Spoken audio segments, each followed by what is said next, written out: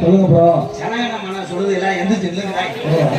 அதுல இருக்கா, இதுல இருக்கா, மயிர்ல இருக்கா, எதுல இருந்தா உனக்கு என்ன? சேஃப் பேங்க்ல 5 லட்சம் கடை இருக்கு, டீ கடையில 300 ரூபாய் பாக்கி இருக்கு, மொத்தத்துல உள்ள ஒரு கீரி பிள்ளை வந்து கிடக்கு.